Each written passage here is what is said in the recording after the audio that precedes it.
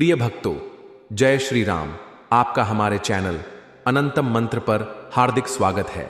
प्यारे भक्तों, सभी के जीवन के अलग अलग लक्ष्य जैसे बिजनेस, जॉब, बड़ी नौकरी, कारोबार, एग्जाम तथा इंटरव्यू पास करना होते हैं। किसी को लक्ष्य प्राप्ति में सफलता जल्दी मिलती है और किसी को देरी से, किंतु इन मंजिल को हासिल करने के रास्तों में बहुत सी कठिनाइयां होती हैं। इस प्रकार के संकट और बाधा को हटाने के लिए जगत के पालन करता भगवान श्री हरि विष्णु नारायण जी के मंत्र का जाप करने से आप अपने लक्ष्य प्राप्ति में सफल हो जाओगे और आपके बिगड़े कार्य भी बनने लगेंगे।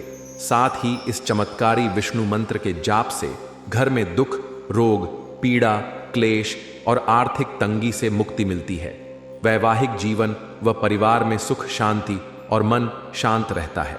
किंतु इसका प्रतिफल तभी मिलेगा जब आप इस मंत्र को पूरा सुनेंगे। इसीलिए आज हम भगवान श्री विष्णु जी के चमत्कारी मंत्रों में से एक ऐसा चमत्कारी मंत्र लेकर आए हैं जो आपके जीवन में आ रहे पारिवारिक कलह को दूर तथा कष्टों का निवारण करेंगे।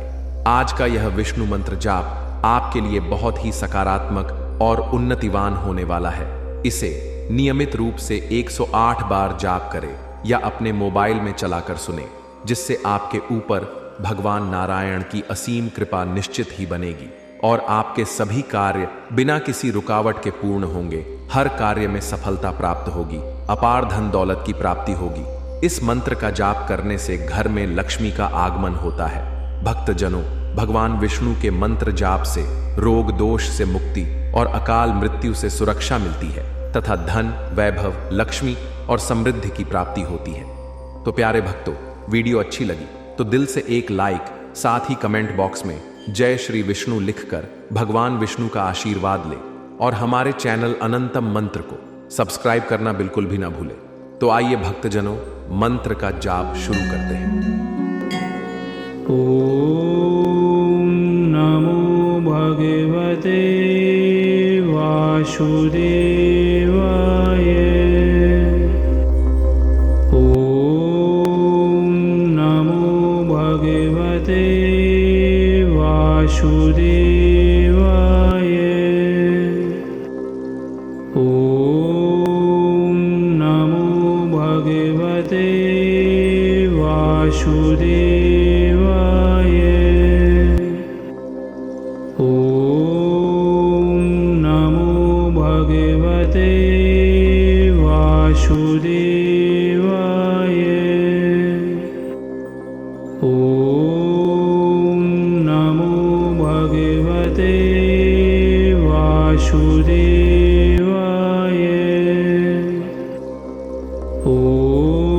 ओम नमो भगवते वासुदेवाय।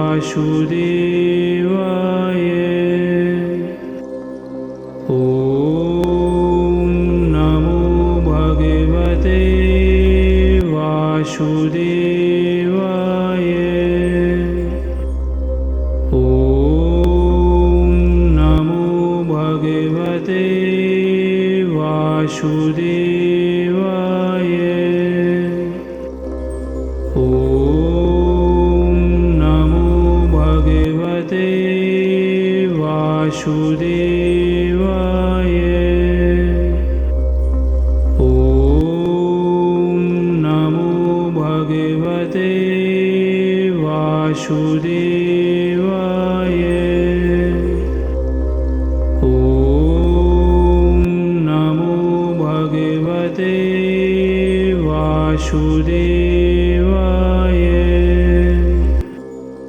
ओम नमो भगवते वासुदेवाय।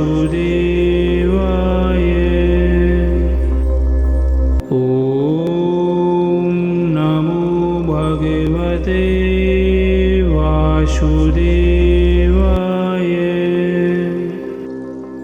ओम नमो भगवते वासुदेवाय। ओम नमो भगवते वासुदेवाय। ओम नमो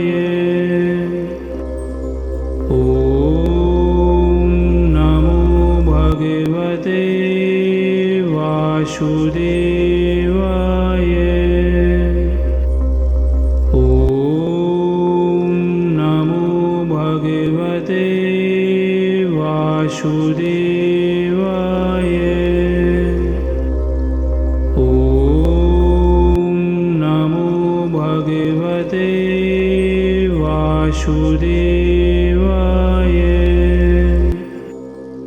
ॐ नमो भगवते वासुदेवाय। ॐ नमो भगवते वासुदेवाय। ॐ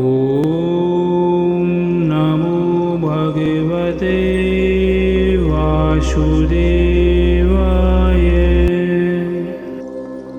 ॐ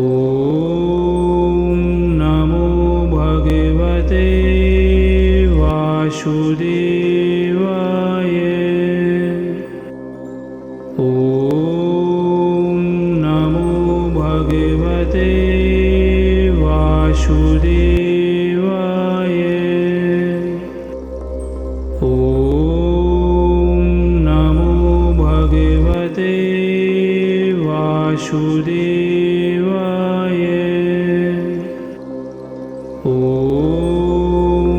नमो भगवते वासुदेवाय। ॐ नमो भगवते वासुदेवाय।